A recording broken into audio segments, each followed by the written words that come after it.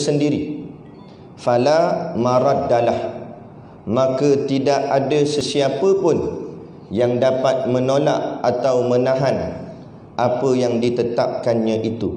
Wa ma lahum min dunihi min wal, dan tiada sesiapa pun yang dapat menolong dan melindungi mereka selain daripadanya. Suratul Ra'di Guruh, surah yang ke-13 pada ayat yang ke-11 daripada 43 ayat pada juzuk yang ke-13. Pertama-tama sekali kita merafakkan setinggi-tinggi kesyukuran kehadratillah subhanahu wa ta'ala yang dengan limpah dan kurnianya diizin oleh Allah subhanahu wa ta'ala kepada kita pada malam ini, kerana masih lagi berkesempatan Allah mengizinkan kita bersama duduk pada malam ini.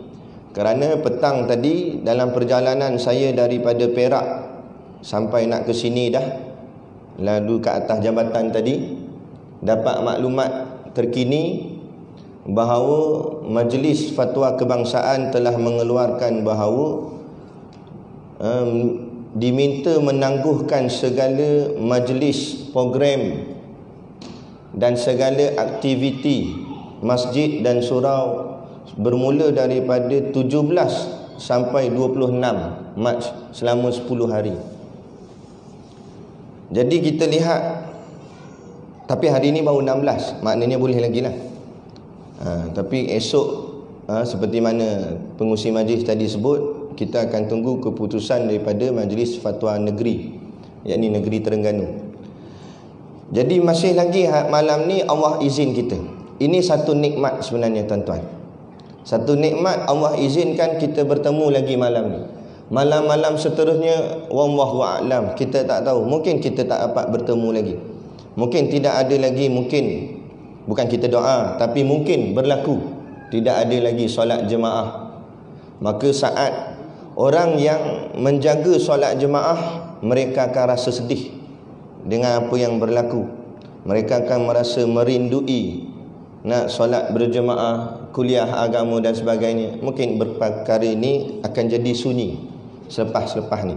Tapi malam ni syukur, kita membesarkan kesyukuran kita kepada Allah kerana Allah izinkan lagi kita berada pada malam ni, untuk kita duduk di dalam rumah Allah dalam keadaan berjemaah, solat maghrib berjemaah. Kadang-kadang hati ni rasa terpilu, rasa sedih apa yang sedang berlaku. Tapi nak buat macam mana? Itu adalah ketentuan dan takdir Allah Subhanahu Wa Taala.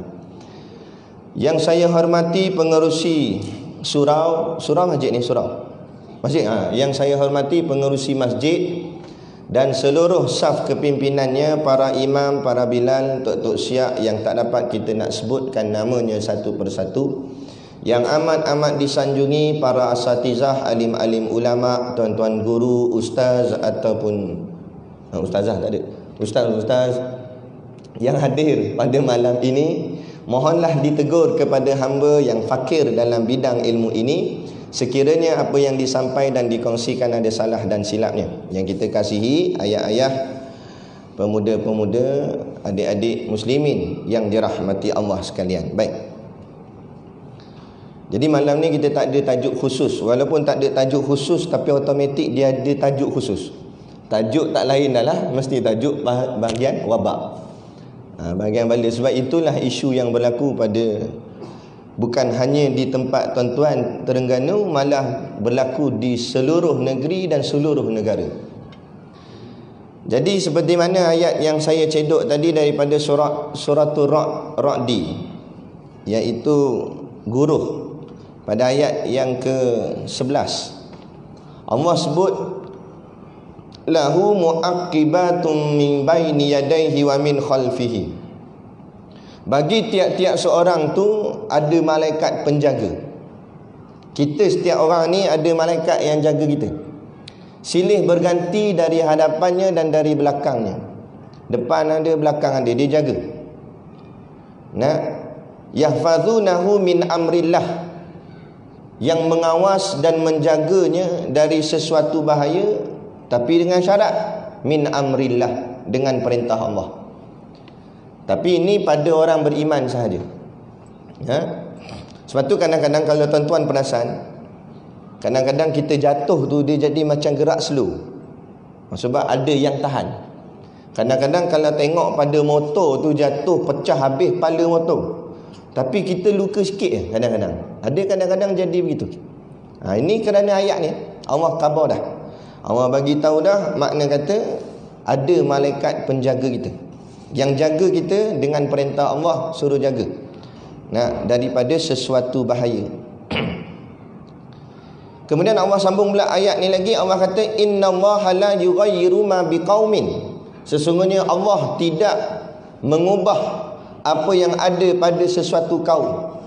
Maksudnya Allah letak malaikat penjaga tadi ni, Allah tak ubah.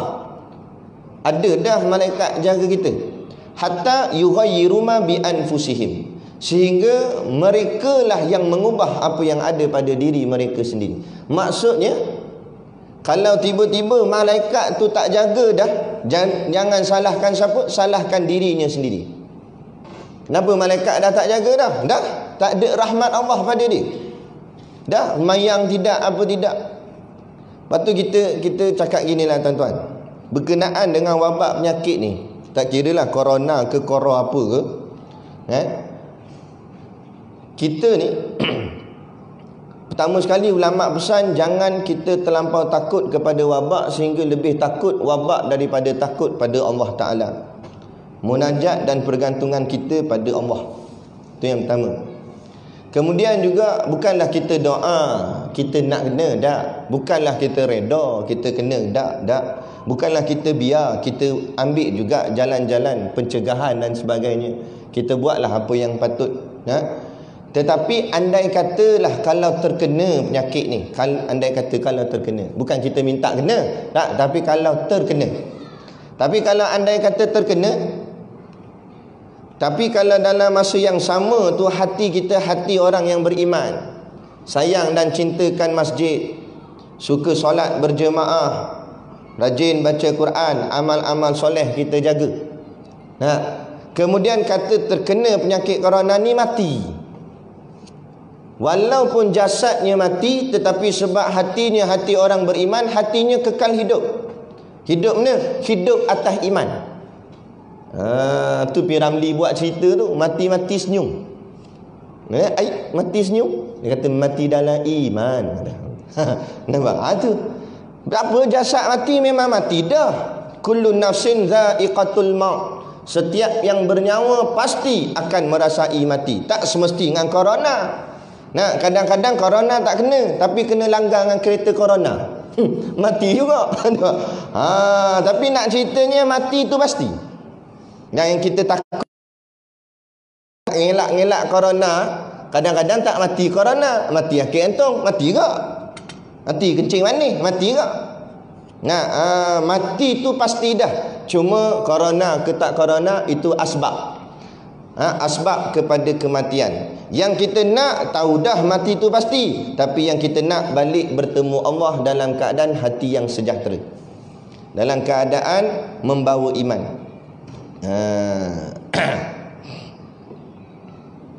Kan? Yang itu yang kita nak. Daripada ada orang jasadnya, hidupnya segar bugar, sehat, penyakit apa pun tak ada. Tak payah kata kencing manis, kencing masam tak ada. Apa penyakit pun tak lekat pada dia. Hebat, sehat.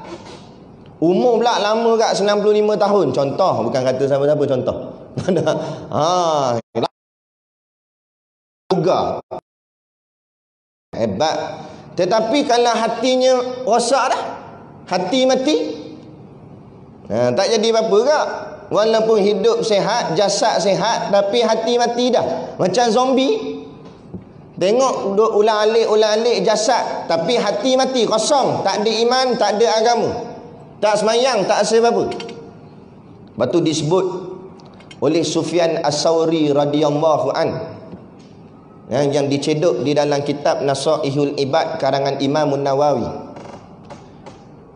Kata Sufyan As-Sawri, kullu maksiatin an syahwatin. Setiap maksiat yang berpunca daripada syahwat, Syahwat ni maknanya keinginan, nafsu, hawa nafsu. Setiap maksiat yang berpunca daripada hawa nafsu, fa innahu la yurja ghufranuha.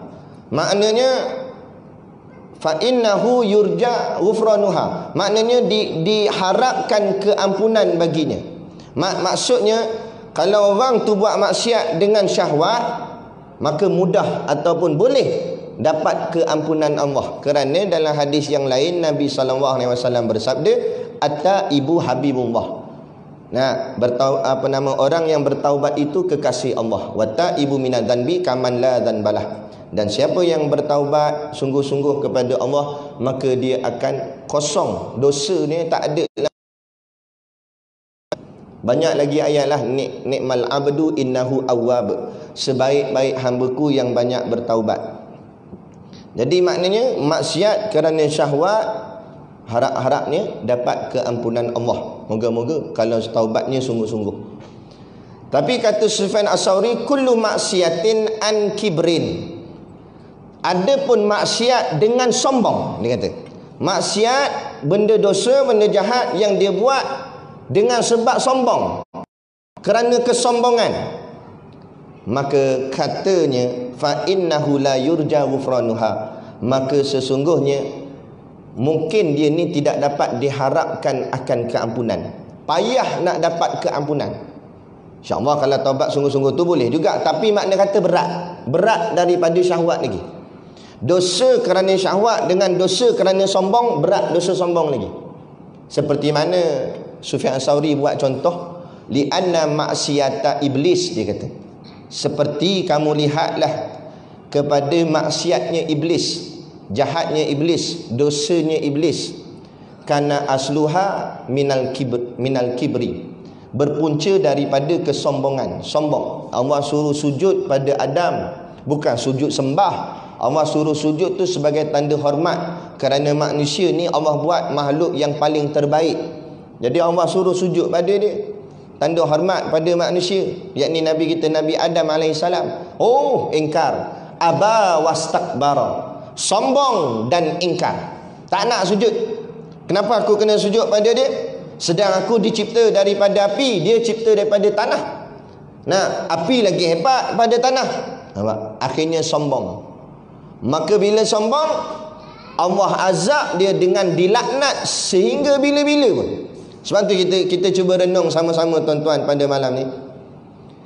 Cuba kita fikir balik. Dan yang Allah murka sangat pada iblis ni, Allah laknat iblis ni sampai Allah laknat dia, dosa apa dia buat?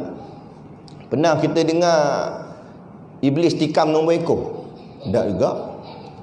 Iblis jantan rogol iblis betina ada? Tak juga. Iblis minum arak? Tak juga. Arak tu air kencing je, air kencing setan. Makan dia nak minum air kencing sendiri? Tak juga. Nak kata macam baik pula dia kata. Tak, satu sebab, yakni sombong. Bila sombong, habis. Allah laknat sampai bila-bila. Tu berat sombong. Sebab tu ulama kata sombong itu selendang Tuhan. Sombong itu milik Allah. Sebab apa makna sombong? Makna sombong tak ada siapa boleh lawan dia. Allah layak bersifat sombong. Sebab tu kalau kita baca dalam 99 Asmaul Husna, nama-nama Allah, akan kita jumpa nama Al-Mutakabbir. Apa maksud Al-Mutakabbir? Asal perkataan kabir, megah, besar. Nah, yang maha megah, yang maha sombong, kata ulama. Kenapa sombong? Sebab tak ada siapa boleh lawan Allah Ta'ala. Allah sombong dengan ilmu dia. Memang siapa lebih cerdik daripada Allah? Tak ada. Allah tahu segala-galanya. Nah, sebab tu kita jangan sombong. Hebat tara mana pun. Sebab tu hari ni punya masyarakat belajar tu tak salah, bagus. Lagilah belajar sampai menara gading ke, menara apa ke, gilah belajar sampai tahap profesor, doktor, madya apa benda lah, lantak habis lah. Apa nak belajar lah. Tapi jangan rasa hebat. Jadi orang yang hebat, tapi jangan merasa hebat. Hari ni bila merasa hebat, jadi timbul dalam hati tu sombong, angkuh. Maka tak nampak Allah yang maha hebat. Dia rasa dia lebih cerdik daripada Allah. Lepas tu bila Allah kata faqata'u aydiyahuma, potonglah kedua tangan mereka, yakni pencuri lelaki, pencuri perempuan, petikan.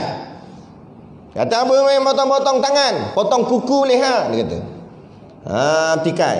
Allah kata sebab orang berzina, tukar. Nak dia rasa dia lebih cerdik buat hukum daripada Allah buat hukum. Dia kata ni hukum lama, tak boleh pakai dah. Nah, sebab apa? Sebab merasa diri lebih cerdik. Akhirnya timbul kesombongan. Rasa dia boleh selesai masalah, padahal yang selesaikan masalah ni siapa dia? Allah. Allah yang datangkan masalah, Allah juga yang tarik masalah.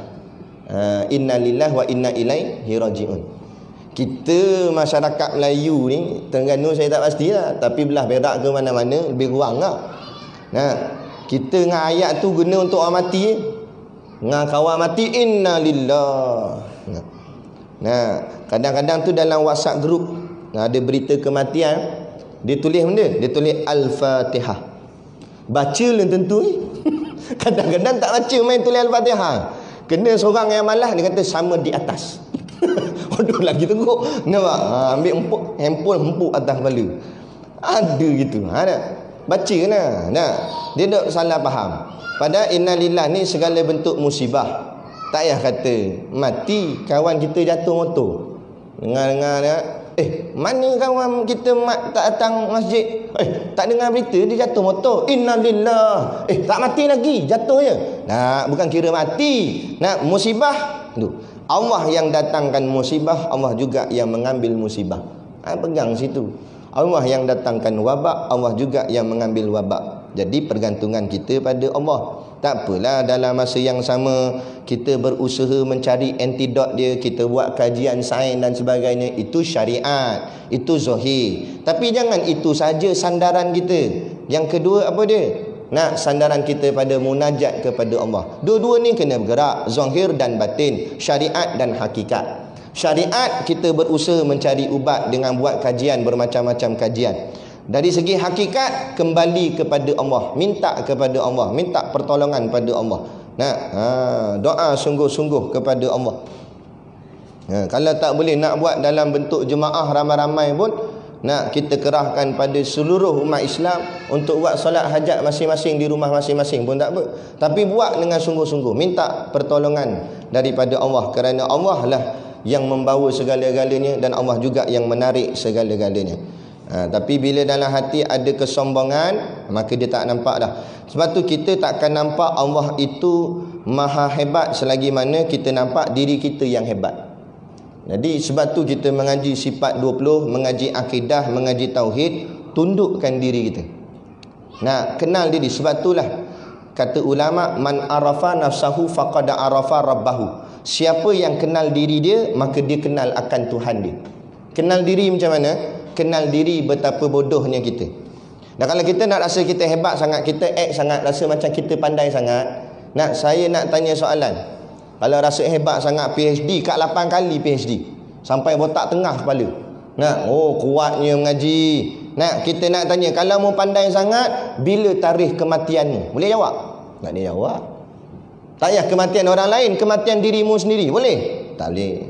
Itu menunjukkan jahilnya kita, bodohnya kita. Gilah tara mana pun, ambil banyak mana sijil sekalipun, kita tetap duduk di makam bodoh.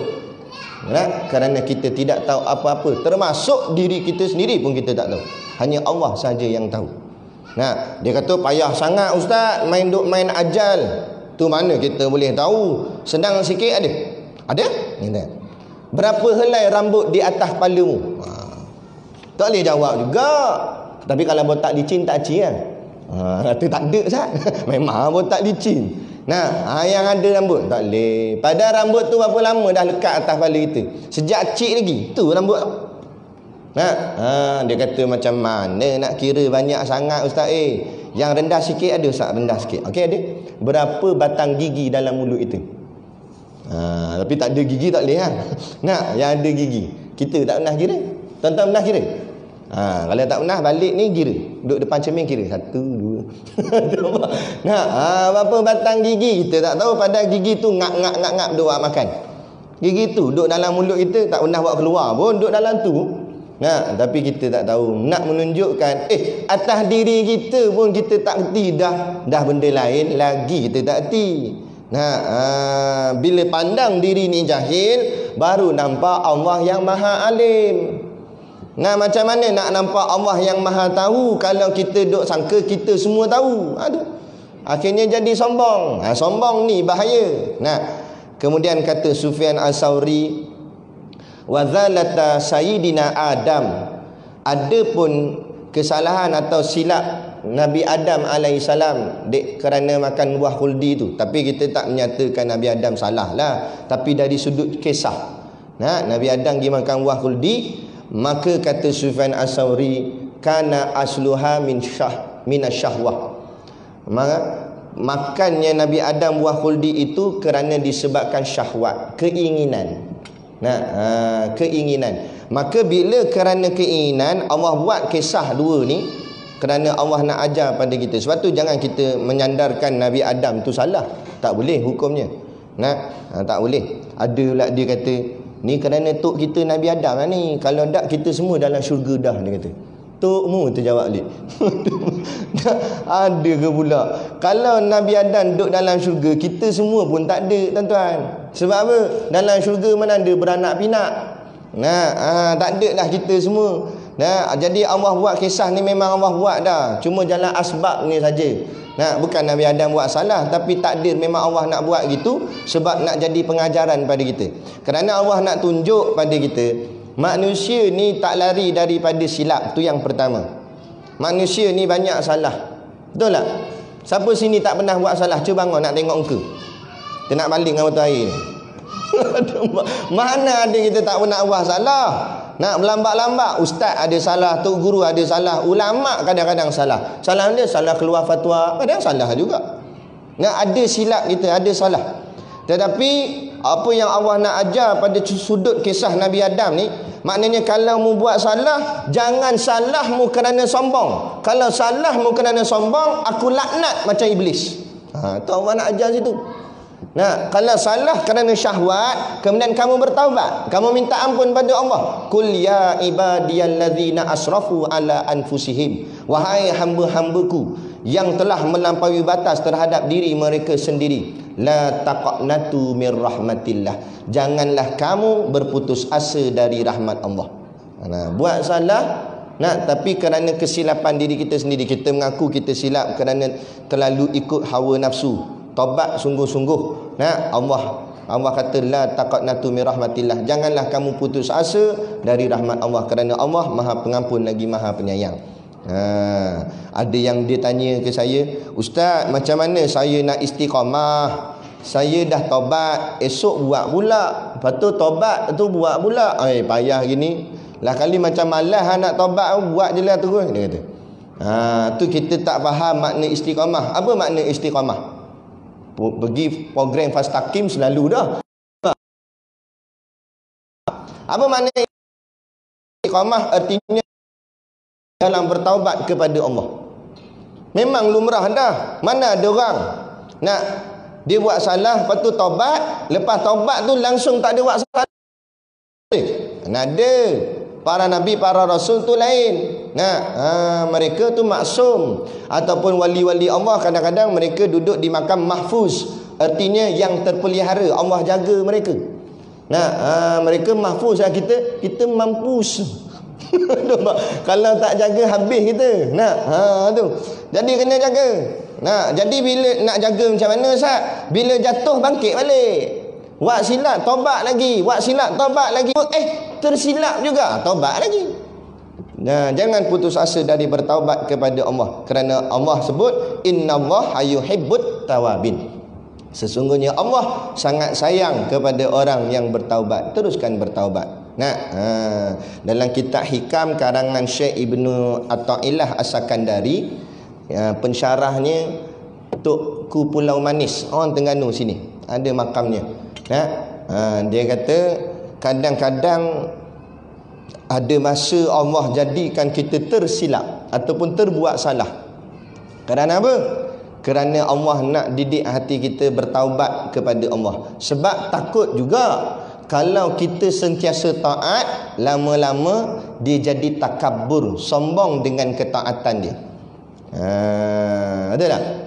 Kadang-kadang Allah sengaja, contoh, Allah sengaja buat kita terlewat bangkit subuh.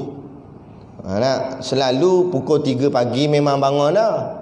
Kali ni bukan 3 pagi, 3 petang. Aduh, teruk tidur. Nak lama tidur. Jadi bangun-bangun, astagfirullahalazim, dia kata Allah. Subuh tak semayang, zuhur pun dah lewat dah. Kelang kabut dia. Jadi bangun-bangun tu dia sebut apa? Bangun-bangun astagfirullahalazim dia sebut. Astagfirullah yang dia sebut tu sama tak dengan astagfirullah lepas semayang? Kadang-kadang tak sama, walaupun lafaznya sama.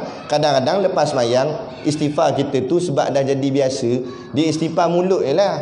Astagfirullah, dia tengok siling, astagfirullah, sawang, astagfirullah. Dia tengok, tak ada sawang contoh ya. Dia tengok sawang, tengok cicak lah apa. Tapi mulut astagfirullah, tapi maknanya mulut saja, tak terkesan di hati. Tapi bila jadi salah itu terkesan tak di hati? Bangun, astagfirullahalazim, Allah, silap aku, asal bangun lambat ni. Dia datang tu daripada hati. Itu yang Allah nak dengar. Walaupun lafaz ni sekali saja, tapi sungguh-sungguh kita minta ampun pada Allah Ta'ala. Tu kadang-kadang Allah buat gitu. Tapi kalau kena kadang-kadang langsung tak ada buat salah, tu takut pula. Takut juga. Takut jadi kesombongan, rasa ujub. Tu penyakit namanya ujub. Ujub ni asal perkataan ajaib. Ajaib ni maknanya pelik. Dia pelik dengan diri dia sendiri. Pelik tak pelik di mana? 7 hari seminggu tu bangun 3 pagi saja. Tak set jam tak set. Tepat 3 pagi buka mata. Mula-mula dia tak cakap, dalam kitab Minhajul Abidin sebut. Dia ada ujub dengan syiddatul ujub. Syiddatul ujub artinya ujub yang tersangat. Ujub yang mula-mula ni dia cakap dalam hati je. Pelik aku ni, dia kata. Jam tak set tak apa, pukul 3 bangun tu. Nak jadi wali pa, dia kata. Dia nak kena dah tu, nak kena. Dia tak tahu yang dia nak jadi kuali sebenarnya. Lepas tu apa lah, dia datang pula masjid, datang awal. Tok siap sampai ni. Kata, bagus aku. Aku datang lebih awal daripada Tok Imam ni. Bagus. Dia rasa bagus. Dia nampak diri dia bagus. Lepas tu pula kebetulan Tok Imam tak datang. Tok Imam sakit perut. Tok Imam sakit perut, makan kenduri banyak sangat. Sakit perut. Lain kali orang pun pandang kanan pandang kiri. Masa tu dia pakai semak lah sikit dengan janggutnya apa semua, dengan serban, kain ridak sampai dua yang atas bahu. Orang sekali satu sampai 2 pakai. Jadi orang pun tolak, Syekh, tafadhal Syekh, Imam Syekh. Dia pun pergi ke depan. Setan cocok pula jadi imam hari ni. Tak apa lagi. Mayang-mayang, Allah. Kena pula malam semalam AJK baru tukar speaker. Speaker pula jenis 10,000 punya speaker. Jenis sound dia sikit lagi nak sama macam kah. Sekali baca Bismillahirrahmanirrahim. Setan pun cocok. Suara macam Syekh Sudais. Sudah. Bukan Syekh Sudais lah, Syekh Sudah. Habis dah. Dia rasa up. Habis semayang, ustaz yang patut kuliah subuh pun tak datang pula. Nak jadi cerita. Orang kata alang-alang dah jadi imam, bagi tazkirah ringkas pun jadilah. Bagi tazkirah pula. Kena pula idea masuk. Hadis semua masuk dalam kepala. Pam dia bagi. Setan cocok. Up lagi. Bantai kau, dia kata. Makin sedap. Makin sedap. Lah kali sampai ke isyak berlarutan macam tu hidup dia. Dia rasa macam mana? Aku rasa seharian aku terbaik dah hari ni. Memang wali dah ni, dia kata. Terai sekali jalan atas air. Nampak tenggelam kat tasik tu. Nampak. Dia kata. Sebab apa? Sebab merasa diri. Tak nampak dosa pada diri. Sebab tu kadang-kadang Allah buat kita silap, biar kita nampak salah kita. Bila kita asyik betul je, kita tak nampak salah kita dah. Kita nampak salah orang. Itu yang berlaku. Sebab itulah seperti mana ayat yang kita baca tadi oleh Sufyan As-Sauri tadi, kita ambil iktibar 2 perkara. Kesalahan dengan sombong, kesalahan dengan syahwat. Maknanya kalau kita tersilap pun jangan kerana sombong. Sebab tu tuan-tuan hati-hati. Sombong, kalau sifat zalim dengan sombong dia tak sama. Zalim ni dia meletakkan sesuatu pada tempatnya. Kadang-kadang dia kurang ajar dan sebagainya. Itu zalim. Boleh jadi orang masjid, orang surau, orang yang jaga solat jemaah, dia tak kena sifat zalim. Dia tak kena. Zalim ni boleh jadi kena pada ahli maksiat lah, minum arak, main judi, tikar weka, apa semua tu lah. Nah, tapi orang masjid tak kena. Tapi hati-hati, orang masjid boleh terkena sifat sombong. Kadang-kadang pula terbalik, ahli maksiat tak ada sifat sombong. Kadang-kadang gitu. Kadang-kadang ada orang nak minum arak berbotol-botol, tiba-tiba orang tegur dia, "Hei, apa hang ni? Minum botol apa nama air arak ni? Hukumnya haram ni, nak kena bakar dalam api neraka." Dia pun campak botol dia. Dia kata, "Astaghfirullahalazim." Dia terima nasihat. Bila kawan tu pergi, dia kutip balik. Tapi nak ceritanya, dia boleh terima nasihat. Tapi kadang-kadang ada orang masjid, orang surau, bukan sinilah, kita buat contoh umum saja. Ada orang masjid, orang surau, habis semayang, adalah budak kecil umur 10 tahun. Habis sekolah agama, dia pun ketegur pakcik tu, pakcik, tadi saya tengok pakcik angkat tangan takbir macam tak betul lah. Sebab pakcik angkat sikit je. Saya belajar kat sekolah, ustaz saya ajar tangan kena sama dengan parah telinga. Pakcik buat gini je tak betul. Budak tegur. Dia jawab macam ni, "Hash, pandai hang nak tegur aku hang tu budak ni." Dia kata apa? Siapa makan garam dulu? Dia main buah garam, beli garam sekilo, tonyoh hantar muka dia. Nak garam sangat ni kadang-kadang. Akhirnya dia kopiah atas kepala, janggut bawah dagu, tapi bersifat sombong. Walaupun budak yang menegur kita, apa salahnya? Jangan pandang siapa yang menegur, tapi pandanglah apa yang ditegur. Kalau apa yang ditegurnya itu betul, ambillah, walaupun yang bercakap itu budak. Betul juga. Ada takbir gini, buat malah sangat apa? Lelaki angkat tangan gini, yang gini ni perempuan, muslimat. Kalau ada tuan-tuan nampak ada jemaah lelaki yang angkat tangan gini, tepuk bahu dia, cakap, "Kak, muslimat belakang kak." Tengok misal gini ada. Biar ikut cara betul. Tapi janganlah makna kata kita sombong. Dengarlah nasihat siapa pun yang memberi nasihat. Tapi bila dengan sifat sombong, maka Allah turunkan azab. Sebab tu kita tengok, kalau kita perhati tengok, pada asalnya masa negara Cina dia membunuh ataupun dia buat perkara yang zalim ke atas masyarakat Uyghur. Masa tu Allah belum turunkan azab.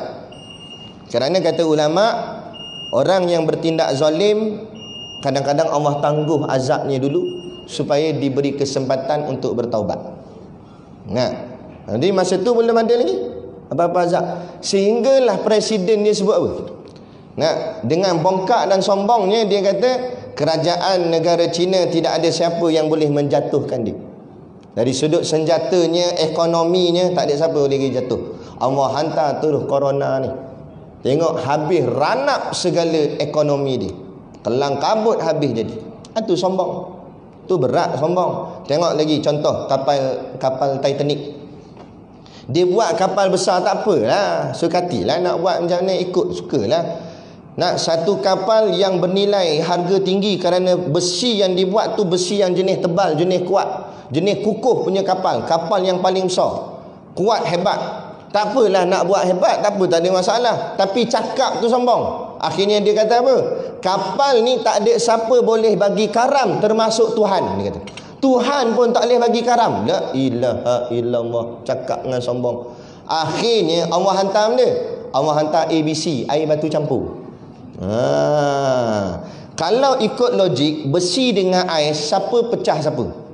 Patut besi pecah ais. Tak, tapi Allah boleh buat ais pecahkan besi. Langgar ketul ais, bukan kuat sangat, langgar sikit, terbelah kapal Titanic, jatuh karam. Kerana apa? Sombong. Itu jangan kita bercakap sombong. Cakap sombong habis. Ada. Macam kerajaan yang lepas lah. Masuk juga. Nak konas itu sebenarnya. Sombong Allah tarik 21 bulan. Lepas tu jangan sombong. Tak kisahlah, dah Allah dah beri, dah ada jawatan, buat bagi elok sudahlah. Nah, ni sombong. Aku YB, kau YB. Dan sekarang kau jadi apa? Nah, jangan sombong. Nah, jangan angkuh nak gimana sangat jawatan kita. Apa yang kita ada, kita manusia biasa, sama je setiap orang, cuma diberi pinjaman jawatan. Sebab tu saya pernah berkuliah di sebuah balai polis. Nah, saya ceramah depan tu pegawai-pegawai polis. Saya kata, tuan-tuan pegawai, nah, tuan-tuan gah hebat kerana uniform, kerana ada paku atas ni. Nah, jadi sementara ada tu, gunakan sebaiknya. Jangan sombong. Kalau buat Roblox tu senyum. Tahulah misai tebal mana sekalipun, senyum. Nah, bagi salam yang elok. Nampak orang Islam, bagi salam. Assalamualaikum. Pakcik nak ke mana pakcik? Minta IC. Lembut gitu. Nah, ini sambil genteng misai. IC, lesen. Nah, kalau boleh cabut standing kempuk atau mana. Nah, kasarnya. Apa kita nak pergi sombong tak mana sangat? Nak pergi sombong tak mana? Saya cakap. Nah, saya cakap depan pegawai cakap, nak sombong tak mana tuan-tuan? Tuan-tuan rasa hebat sebab uniform tu. Esok kalau uniform tu ditanggal, hebat tak mana? Esok bila dah besar, tak pakai dah uniform paku-paku ke apa, tak ada dah. Pakai baju pagoda, t-shirt putih tu. Uniform warung kopi nama dia. Yang ada poket tengah macam Doraemon. Nampak? Pakai baju tu dah. Nak. Bila dah pakai baju tu nak gah macam mana? Nak duduk dengan orang kampung tak nak layan dah. Nak bergaul dengan siapa? Bila nak bergaul, tak payah gaul dengan kami lah. Dulu hang ada jawatan, bukan main sombong dengan kami ya. Nak cakap kasar. Sekarang dah tak ada jawatan pun nak cari kami. Siapa nak kawan? Kita sombong. Sok nak mati, siapa nak tolong? Siapa nak kapankan kita? Siapa nak solatkan jenazah kita? Siapa nak mandikan mayat kita? Siapa nak masukkan kita dalam lubang kubur? Ingat boleh masuk sendiri? Gitu masuk. Tak boleh. Kena ada harap orang tolong angkat, tolong masuk. Lepas tu jangan kita sombong. Sombong ni sejahat-jahat. Sebab itulah dosa-dosa lain, insya-Allah Allah boleh ampun. Besar mana pun. Bunuh orang, Allah boleh ampun lagi. Minum arak bukan main botol lah, trailer tu pun. Allah boleh ampun. Tapi main dengan sombong, masuk dalam hati, walaupun kopiah 4 lapis atas kepala. Hebat. Bahagian ibadat tu, bahagian pakaian tu kemah. Dengan ni kayu sugi celah telinga sini. Dahsyat. Tapi dalam hati ada sombong, tak ada apa. Orang Terengganu kata apa? Balik awal. Balik awal. Apa jadi balik awal? Mana dia balik awal lah tapi nak ceritanya begitu.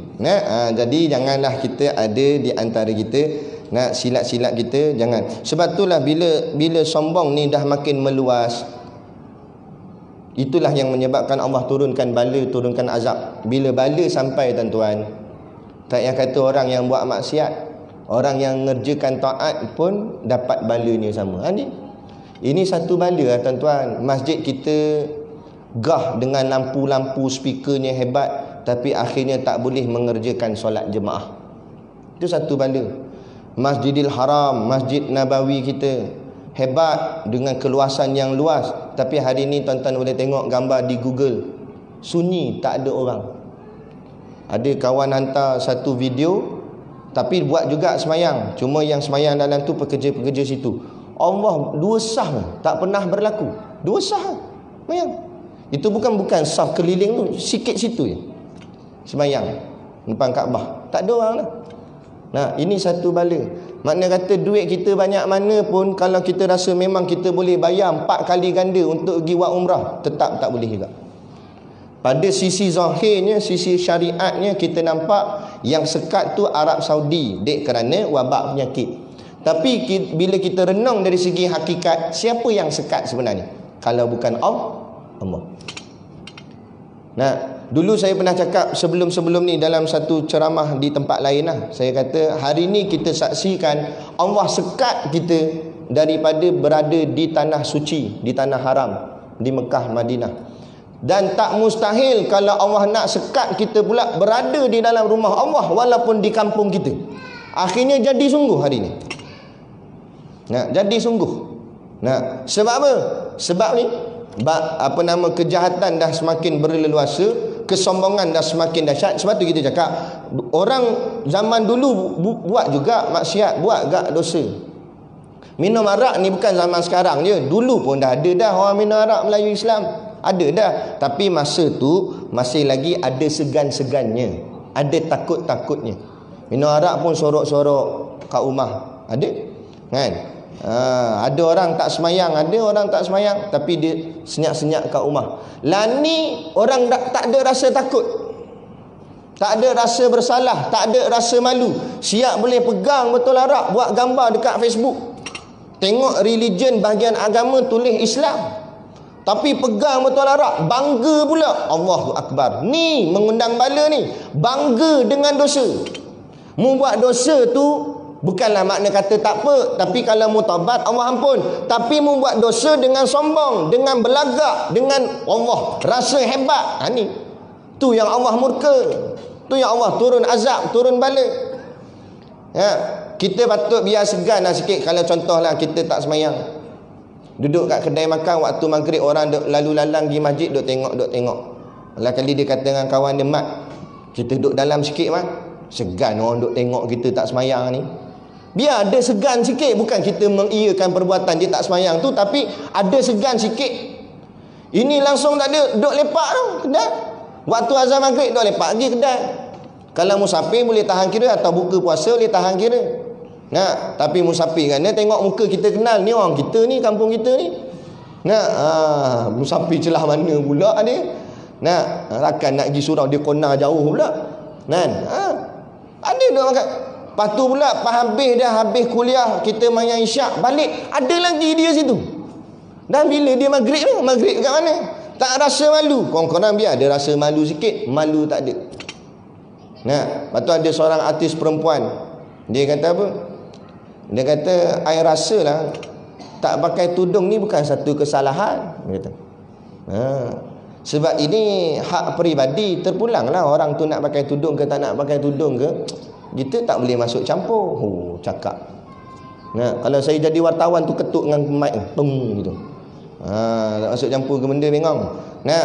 Ni cakap tu dah mula sombong. Orang zaman dulu ada juga tak pakai tudung, tapi tak ada sampai ingkar tahap gitu. Tak ada sampai nak sombong dengan Tuhan. Bila tanya kenapa tak pakai tudung, orang dululah bila tanya kenapa tak pakai tudung ni, bukan tak nak pakai, tapi belum sampai seru. Dia kata belum sampai seru. Kita jawab, seru ada kat tapak tangan saya nak sampai. Ada kata tak sampai seru, tapi boleh tahan lagi. Dia kata tak sampai seru. Lah ni petikai siap. Apa salahnya tak pakai tudung? Hang petikai siapa? Hang petikai ulama', hang petikai ustaz. Hang bukan petikai ulama', hang petikai hukum Allah. Hang sudah mencabar Tuhan. Bila hang cabar Tuhan, Allah cabar balik, habis kita. Ni wa idza aradallahu biqaumin su'an, kata Allah. Dan apabila Allah menghendaki untuk menimpakan kepada sesuatu kaum bala bencana, fala maraddalah, maka tidak ada sesiapa pun yang dapat menolak atau menahan daripada bala Allah tadi. Sampailah tak dapat jumpa lagi antidot dan sebagainya. Allah tak payah hantar tsunami besar. Tsunami ni Aceh je. Allah tak payah hantar bala bencana. Allah tak payah hantar ribut Tafan. Allah tak payah hantar gunung berapi. Allah cuma hantar satu tenteranya yang bernama Corona. Yang lebih dahsyat pula tu, sampai kita tak nampak dengan mata kepala, terlampau kecil, halus. Cik je Allah hantar, sampai tak boleh nak tengok. Tahu-tahu kena kiok mati. Kes di Malaysia makin lama makin meningkat, makin lama makin meningkat. Bukan saya nak menakut-nakutkan, tapi tuan-tuan, kita kena buat persediaan. Macam-macam boleh berlaku. Bukan kita minta lockdown, tapi boleh berlaku. Kalau berlaku darurat, tutup, tak boleh keluar mana, jadi kita kena ada persediaan. Kita takut inilah yang disebut di dalam hadis-hadis akhir zaman. Kita takut itu. Jadi kita kena bersiap sedia. Sebab kita pun memang tak jauh dah dengan kiamat ni. Tak jauh dah dengan akhir zaman ni. Memang kita duduk dah dalam tempat akhir zaman tu. Zaman kita ni akhir zaman dah lah.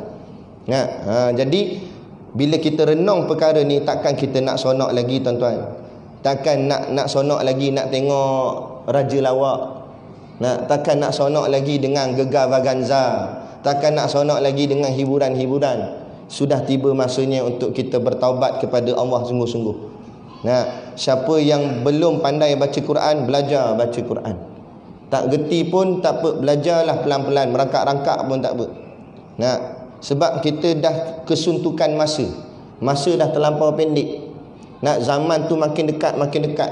Ini baru pertengahan pun tak sampai tahun 2020, tapi dah macam-macam berlaku. Hujung 2020 ni kita pun tak tahu jadi apa. Macam-macam ni, satu. Nah, jadi kita cuba buatlah yang terbaik untuk diri kita sendiri. Kuat beramal, minta ampun, taubat sungguh-sungguh pada Allah Ta'ala. Moga-moga Allah bantu kita di akhir zaman ini dengan pelbagai-bagai ujiannya. Macam saya sebut tadilah, tak apalah kalau takdir Allah matikan kita dengan macam-macam cara, dengan wabak ke dan sebagainya, tapi paling tidak kita jaga hati kita, iman kita jangan sampai mati. Nah, jasad mati tak apa, memang berlaku. Macam mana pun jasad kita tetap akan mati, sama ada cepat atau lambat. Tapi hati tu, iman tu kita kena jaga betul-betul. Daripada jasad kita hidup sehat, tetapi dalam masa yang sama iman kita sudah mati, hati kita sudah rosak, itu lebih parah lagi. Nah, lebih teruk lagi. Jadi moga-mogalah kita mengambil iktibar dalam apa yang disampaikan dan dikongsikan ini. Moga-moga mendapat kefahaman yang bersama, termasuk diri saya sendiri. Moga-moga kita dapat beramal dengan sebaik yang mungkin dan Allah menerima segala taubat kita, segala amal kita, insya-Allah. Nah, jadi apa-apa pun kita tunggu keputusan daripada Majlis Fatwa Negeri berkenaan dengan aktiviti program. Cumanya sebelum saya hentikan majlis, kita nak beri sedikit kefahaman. Mungkin ada orang yang melenting, kenapa kena tutup masjid dan sebagainya ni. Okey, pertama sekali masjid tak tutup, kita kena faham. Masjid tak tutup. Maksud masjid tak tutup bukan dipagar masjid. Masjid tetap terbuka. Cuma yang dikeluarkan oleh fatwa tidak dibuat solat berjemaah. Maknanya masjid tetap ada, kalau orang nak jalan jauh, nak singgah semayang, boleh semayang. Cuma tidak dibuat dalam kelompok yang ramai, yakni solat berjemaah. Kerana apa? Kerana pencegahan daripada penyakit ni. Memang pernah berlaku di zaman Nabi. Penyakit taun dan sebagainya memang ada. Yang Nabi tangguhkan dulu berkenaan dengan solat jemaah, solat Jumaat dan sebagainya. Jadi boleh. Bukanlah maksudnya kita meninggalkan Allah Ta'ala. Tak. Kita tetap jangan pula kata tak payah sembahyang Jumaat, Zuhur pun dia buat relax. Jangan. Tapi makna kata kalau ditangguhkan solat Jumaat, kita buatlah solat Zuhur di tempat kita masing-masing. Kemudian yang keduanya, ada orang sebut kenapa masjid yang disuruh tutup tu shopping kompleks, disko dan sebagainya. Yang ni kita beri penjelasan.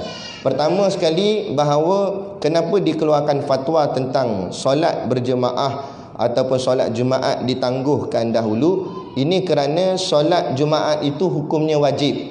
Maka ulama mesti mengeluarkan fatwa untuk menggugurkan kewajipan tu dengan kadar sementara. Bukan gugur terus, kadar sementara. Jadi terpaksa keluarkan hukum. Adapun disko, kelab malam dan sebagainya, itu tak payah nak sebut dah. Memang tahu dah semua hukum yang tu haram. Tak payah kata tunggu wabak. Sebelum ada wabak pun haram dah. Memang tak boleh nak pi. Tapi dah keras kepala nak gak cocok langit, lagi lah cocok. Nak macam mana? Jadi kita gitu. Kemudian memang kita dalam pelaksanaan untuk nak mengurangkan perkara-perkara maksiat, dan kita ini pun satu kejayaan dan kita bersyukur kerana di kalangan menteri kita ada daripada mereka itu kalangan asatizah, kalangan orang alim ulama, dan kita percaya mereka yang ada pahaman agama dalam kabinet ini tidak akan mendiamkan perkara-perkara yang mungkar. Cumanya perkara itu perlu diambil masa untuk nak melaksanakannya. Jangan kita terlalu gopoh. Kata dulu sembang derah sangat nak tutup maksiat, tutup cepat. Pula. Bukan dengan ABC main tutup gitu. Dia ada cara dia pelaksanaan dan sebagainya. Jadi insya-Allah kita percaya mereka golongan yang faham Quran dan hadis, mereka akan ambil tindakan dan sebagainya. Dan kita juga mendoakanlah moga-moga Allah angkat balik wabak ni dan memberikanlah semula nikmat-nikmatnya. Ini sebenarnya satu nikmat. Kadang-kadang dia macam puasa lah tuan-tuan. Kita tak rasa nikmat makan tu sedap bila kita tak melaksanakan puasa. Macam sekarang ni bukan bulan puasa, kita makan Kadang-kadang nasi jatuh ke apa ke, jatuh atas lantai, kita buat pijak gitu lah, kita lempar gitu. Tapi cuba tengok masa bulan puasa. Nah, masa bulan puasa, anak kita yang ngaji pasti, budak kecil lagi, nah, pagi-pagi tu dia lapar, dia tak puasa lah budak, anak kita, dia beli karipap. Dia tengah makan karipap tu, tepung karipap tu jatuh kat lantai. Kita tengok tepung tu rasa macam ni. Kita kata dalam hati, aku dapat tepung pun jadi ya. Nampak sedap sungguh. Tepung pun kita rasa sedap. Sebab apa? Baru kita tahu nikmat makan. Bila makan tu tak ada.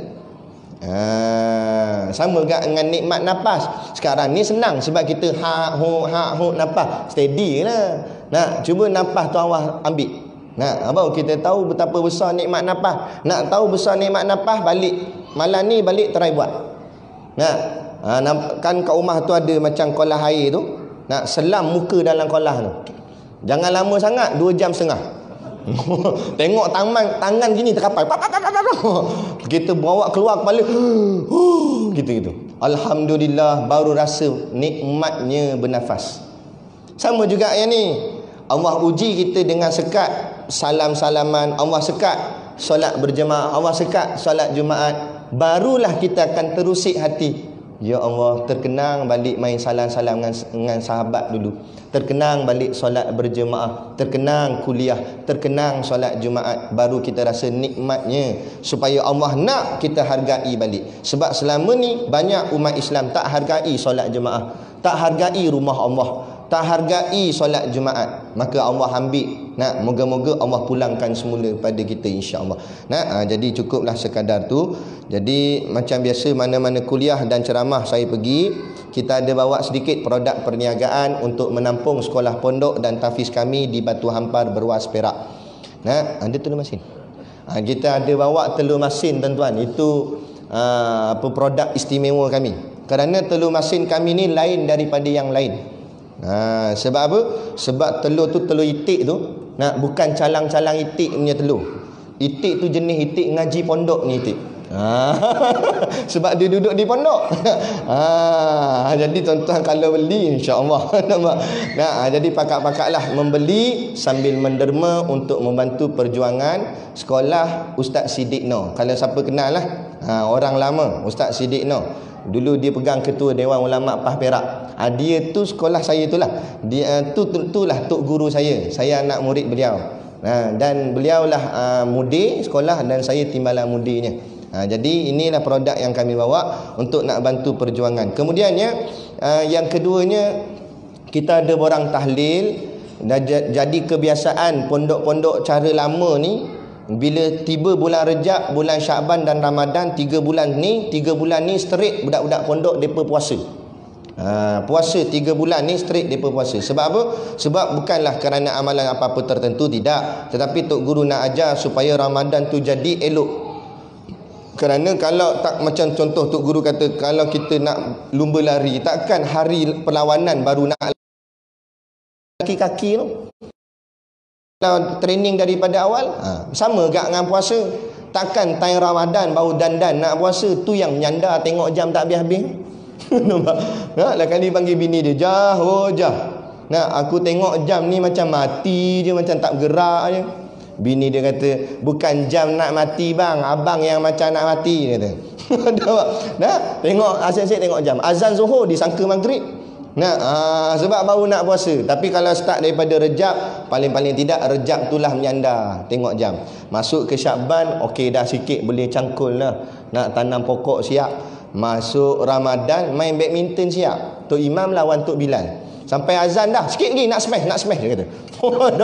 Sampai tak ada apa, rasa lapar tak ada dah. Sebab apa? Sebab dah dilatih. Jadi begitulah tradisi pondok. Jadi bila budak-budak pondok ni puasa, sebelum nak buka puasa tu mereka baca tahlil. Mereka baca tahlil. Jadi kita pun bukalah borang tahlil. Siapa yang nak nama-nama arwahnya ditahlilkan, boleh isi dekat borang tu. Tulis nama-nama arwah. Tapi tulis nama arwah, jangan tulis nama sendiri, sebab belum arwah lagi. Takut cepat lagi kan. Tulis nama arwah. Lepas tu sebelah nama arwah tu dia ada tulis RM. Jangan buat-buat tak nampak pula RM tu maknanya sumbangan. Jadi sumbangan ni terpulang lah tuan-tuan. Kita tak ada paksaan. Jadi ada yang tanya, "Ustaz, satu arwah berapa ringgit?" Tak ada berapa ringgit. Terpulang, nak bagi, tak nak bagi sudah. Nak tak boleh bagi sikit, bagi banyak. Tak boleh bagi banyak, bagi lagi banyak. Nak. Nak boleh nak bagi berapa? Tak nak bagi pun tak apa. Nama arwah penuh kat 10 nama. Bahagian RM dia bulat kosong. Tak ada apa dia bagi. Tak ada masalah, kami terima. Cuma kedekut pahit. Itu je. Nah, tapi nama dia kami baca lah. Tak adalah buat-buat hilang, tak ada. Baca. InsyaAllah. Nah, jadi itu bahagian tahlil. Jadi terpulanglah. Jadi saya bukannya kerap datang ke sini. Jadi macam mana ustaz? Malam ni tak bawa duit, kata dia. Contoh. Tak apa, boleh bank in. Nah, kalau nak bagi sumbangan. Kemudian nama tu nak serah bilik, nak serah malam ni pun boleh, ataupun kat situ ada nombor telefon, WhatsAppkan saja nama arwah. Cakap ustaz ni nama-nama arwah yang nak ditahlilkan, hantar ke WhatsApp nombor tu. Kemudian bahagian sumbangan kalau nak sumbang ada nombor akaun bank, masukkan saja dalam akaun. Jadi mudah. Tak ada apa-apa masalah. Jadi sekadar tu pada malam ni saya mohon maaf sekiranya terkasar bahasa atau mengguris hati mana-mana pihak. Apapun yang disampaikan pada malam ini adalah untuk menyedarkan masyarakat kita kepada ajaran Islam yang sebenar, dan moga-mogalah kita dapat ikutnya ajaran Islam ini sampailah ke akhir hayat kita dan kita mati di dalam iman, insya-Allah. Jadi sekadar tu, wabillahi taufiq wal hidayah. Wassalamualaikum warahmatullahi wabarakatuh. A'udzu billahi minasyaitonir rajim. Bismillahirrahmanirrahim. Alhamdulillahirabbil alamin wassalatu wassalamu ala asyrafil anbiya'i wal mursalin sayyidina Muhammad wa ala alihi wa sahbihi ajmain. Allahumma taqabbal minna salatana wa du'aana innaka antas samiul alim wa tub alaina innaka antat tawwabur rahim. Allahumma ja'al dinana dinan nabi Muhammadin sallallahu alaihi wasallam wa islamana islamal muslimin wa imanana imanal mu'minin wa salatana salatal khashiin wa a'malana a'malal salihin wa niyatana niyatal mukhlisin wa dhunubana ya Allah dhunubal mustaghfirin wa hayatana hayatal ulama wa mautana bi mautis syuhada wa adkhilnal jannata ma'al anbiya'i alaihimus salatu wassalam. Allahumma barik lana fi Rajabi wa Sya'ban wa balikna Ramadan. Ya Allah, berkatilah kami di bulan Rajab dan Sya'ban dan sampaikan kami di bulan Ramadan. Allahumma bihaqqil Fatihah wa sirril Fatihah ya farijal hammi wa ya kashifal gham ya man li ibadihi yaghfiru wa yarham ya dafi'al bala ya Allah wa ya dafi'al bala ya Rahman wa ya dafi'al bala ya Rahim. Idfa' annal ghala wal bala awal waba awal fahsya awal munkara wassuyufal mukhtalifah wasyada'ida wal mihanama zahara minha wa ma batana min baladina hadza khassatan wa min baladinal muslimina ammatan innaka ala ma tasya'u qadir. Rabbana atina fid dunya hasanah wa fil akhirati hasanah wa qina adzabannar. Wa sallallahu ala khairi khalqihi sayyidina Muhammad wa ala alihi wa sahbihi wasallam. Subhana rabbika rabbil izzati amma yasifun wa salamun alal mursalin walhamdulillahi rabbil alamin. Amin ya rabbal alamin. Taqabbalallahu minna wa minkum. Takbir.